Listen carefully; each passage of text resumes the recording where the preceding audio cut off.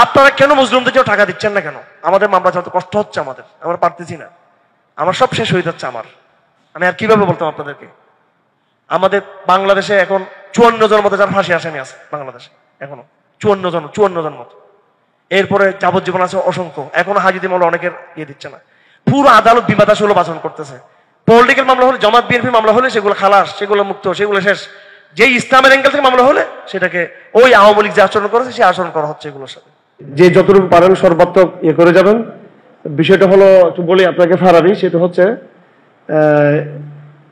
Court high court বন্ধ হচ্ছে 5 তারিখে, না 5 তারিখ বন্ধ হচ্ছে। তো আমাদের হাতে 5-7 দিন সময় আছে। তো আমাদেরকে 5-10 লক্ষ টাকার একটা তৎক্ষণাৎ একটা চাপ আছে আমাদের। এর মধ্যে আমাদের 1 টাকা আমাদের হাতে এখন নাই, সব টাকা শেষ আমাদের। আপনারা এই বন্ধু বান্ধব, আত্মীয় স্বজন, সদকাতের টাকা, সাধারণ যাকাতের টাকা, যে কোনো ভাবে আপনারা দিতে পারবেন এখানে। এবং কিতাবে আছে ফক্কুল আসির ওয়াজিবুন শারআন, মুসলমানদেরকে কারাগার থেকে মুক্ত করা, জালেমের জিন্দাখানা থেকে মুক্ত করা, এটা প্রত্যেক মুসলমানদের উপর ফরজ এটা। এবং যদি এক পক্ষ যদি আদায় করে তাহলে অন্য পক্ষ এখান থেকে মুক্তি পাবে। যদি কেউ যদি আদায় না করে তাহলে সবাই গুনাহগার হবে এটা।